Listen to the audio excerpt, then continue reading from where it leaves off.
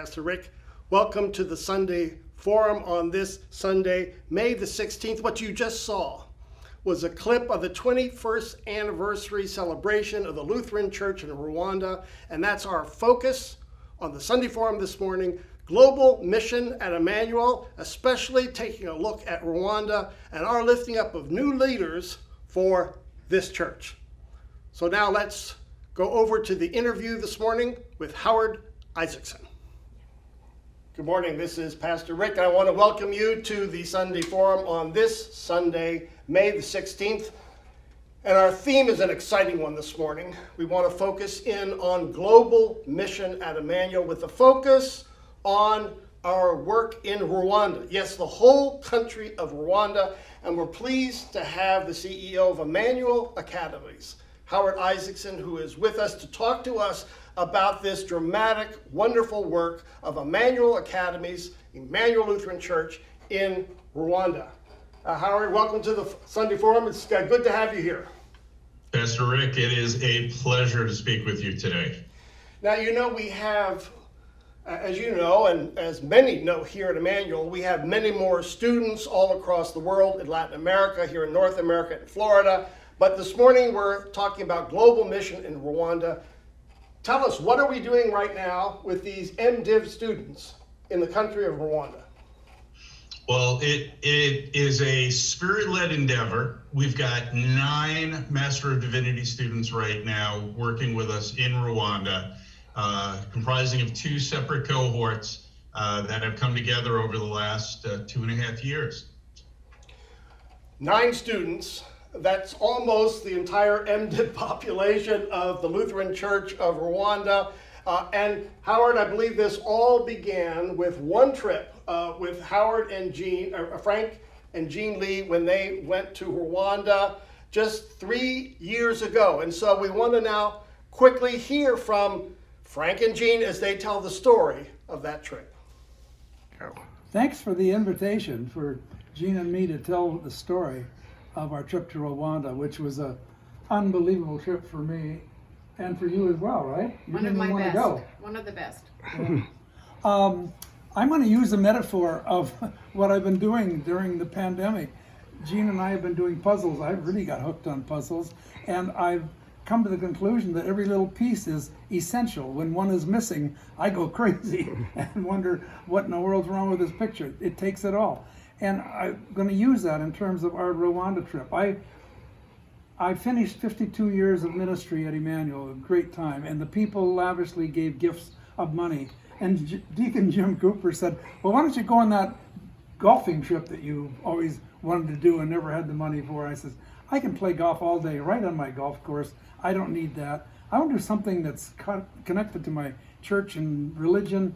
And Rahel Williams came from Global Mission and said, we're doing a trip to the missions in Tanzania and Rwanda. Count me in. I said, she wasn't so excited, but she owed me one from another trip, and she said, okay, I'll go along. And so we ended up in Tanzania, flew in a day early, Jean and me, and settled in, and we thought we were just on our own little trip, not connected to God in the sense of doing any kind of pastoral ministry.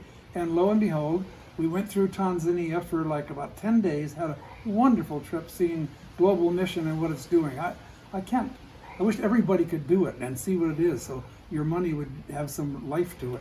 But anyway, when we got to Rwanda, at the end of the Tanzanian trip, we were equally impressed with this church that from Global Missions had gotten started, and I think it was 600,000, people already in the church, and it was only, maybe it was 6 million, but I think 600,000.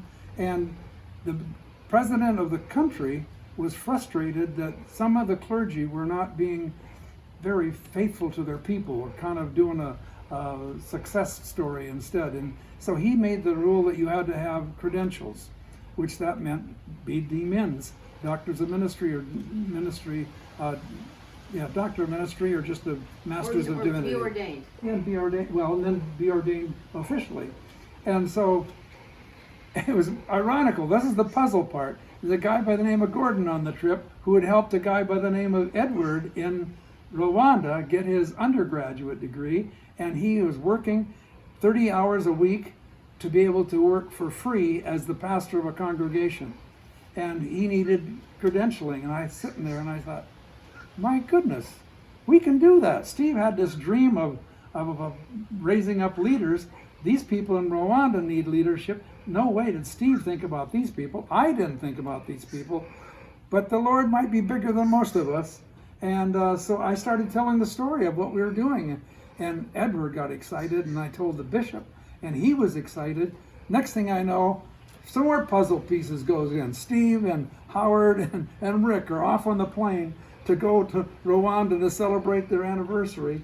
And that cemented the deal, and now we're raising up leaders in Rwanda. And I couldn't be more excited that they were doing that. I think it's exciting for Emmanuel. It's exciting for Emmanuel Academies. We're no longer a southern outfit that's raising up leaders. We are a world raising up leaders, and all just excited about it. And I know global missions will somehow get caught up with it. Our seminaries will get caught up with it. They're just a little slow at this point. Oh, I love hearing about that trip. And Frank and Jean get excited. In fact, they want to go back and visit really soon. But that started the ball rolling with this work. And tell us about our first student there, this student who did meet with Frank and Jean there, Edward. So Edward has served and been serving as a pastor for the Lutheran Church in Rwanda for about 10 years at this point in time. He dreamed of coming to America to get a Master of Divinity and really to be theologically sound in his preaching. And it just wasn't possible given the fact of costs, given the fact that he's married, he's got young children, and he is committed to serving his community. So what happened? Well, we built a relationship founded on Frank and Jean's conversations. Pastor Steve, Rick, you and I went to Rwanda for the 25th anniversary to celebrate the Lutheran Church in Rwanda. We met with Edward as well as several other pastors. And Edward, soon after that, began in our program. Through our conversations, though, we brought in additional students over the following year and a half. So that was important information, that the Lutheran Church did not exist in Rwanda before the genocide. But many of those churches didn't oppose what happened with all that violence. And so then the Lutheran Church was invited in through missionaries from Tanzania, from the east, from Kenya. They started the church, and it has exploded so much that now it's not just Edward, but Edward has been able to rally. I think we have now a total of 9 students who have joined our program. Tell us about those students, Howard. Well, 7 of the students are current pastors in Rwanda. And to be ordained as a pastor, one has to go through some basic training, not extensive training as we're accustomed to here in the States. And that is historical. Interestingly, the government of Rwanda, to ensure the theological soundness of churches across the country, now requires pastors who are practicing as pastors to get and earn a Master of Divinity degree. So the government's sort of trying to up the level of training for pastors across the board. Correct. And our program has absolutely been ideal. Our friend Pastor John refers to this program as a classroom without walls. We refer to it as bringing the seminary to the seminarians rather than them coming to a particular campus. So even through the pandemic, we have been able to continue to deliver our programs and grow these pastors. So there has been no time lost whatsoever due to COVID-19.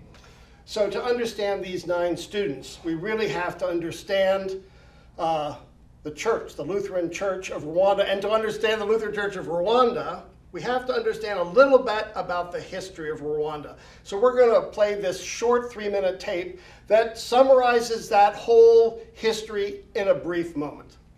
Let's watch together.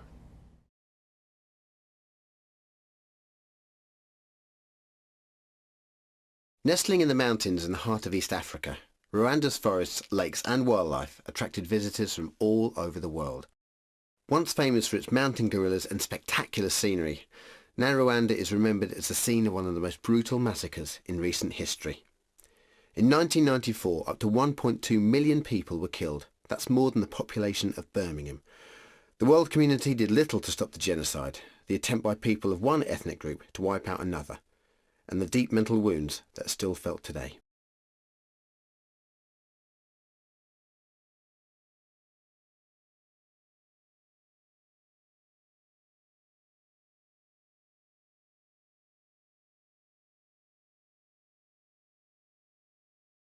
Rwanda borders Uganda, Tanzania, Burundi and the Democratic Republic of Congo. It's the size of Wales, but it's home to more than 8 million people.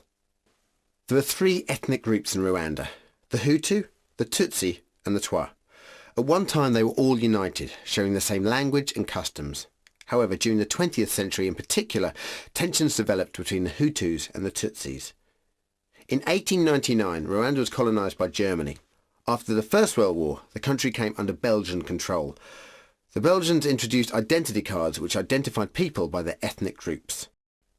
Traditionally, the Tutsis received better education than the Hutus, and the king was a Tutsi. However, marriages took place between Hutus and Tutsis, and people could improve their social position. The new identity cards made this more difficult. Opposition between classes of different geographical and racial origin developed. Hutu opposition grew particularly strong in the 1950s, and in 1959 the Tutsi king was overthrown. Many Tutsis fled the country. Deepening divisions between the two peoples came to a head in 1994, when Rwanda's Hutu president was assassinated. Although it was not clear who was responsible, it was used as an excuse to start a massacre of Tutsi people and Hutu moderates, for which the president had in fact been preparing for some time.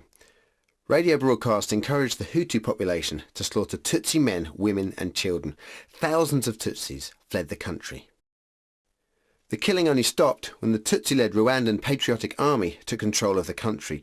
At this time, around 2 million Hutus fled the country in fear of revenge.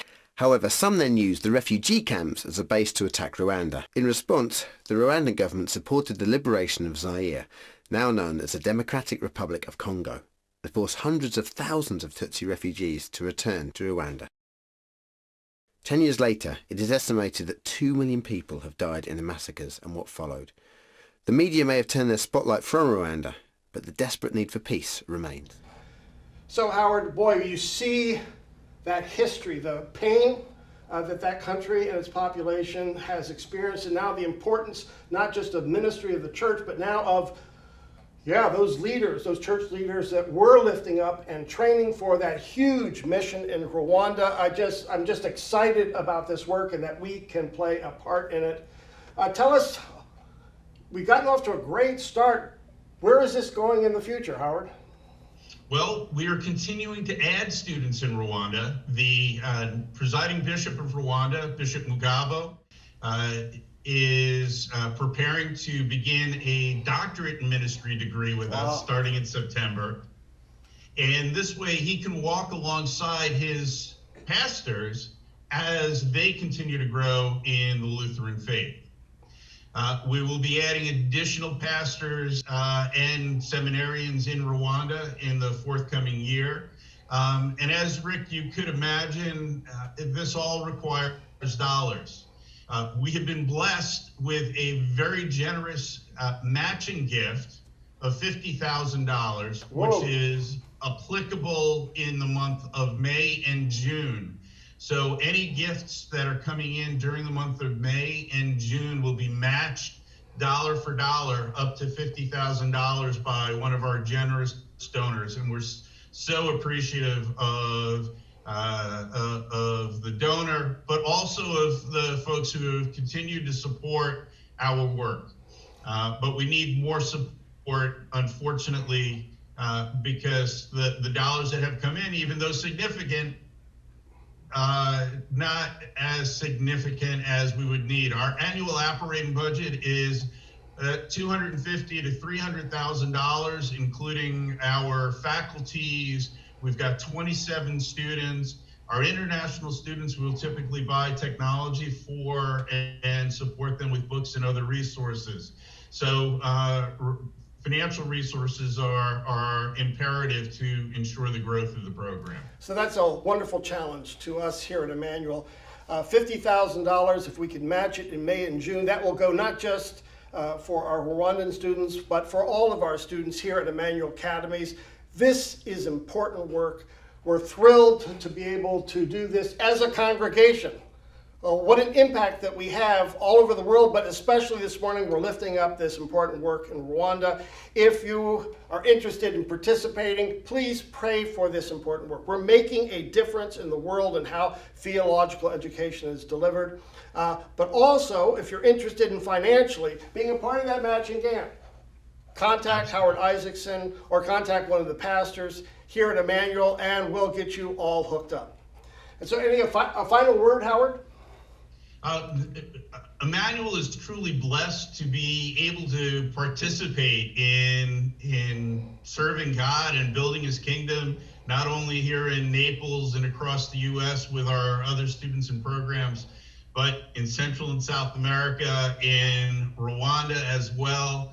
And it really just comes down to really demonstrate that the world is small, and people are people around the globe, and we love to celebrate that fact. So once again, I could see those students coming and visiting us sometime soon, and maybe we get a delegation to visit Rwanda right after that. There's going to be a lot happening in the future between Emmanuel and the Lutheran Church in Rwanda. So we want to thank you, Howard, for joining us and telling that story this morning, and thank you here at Emmanuel for joining us on the Sunday Forum on this important topic of global mission here at Emmanuel, especially in Rwanda. Thanks for joining us. Bye-bye now.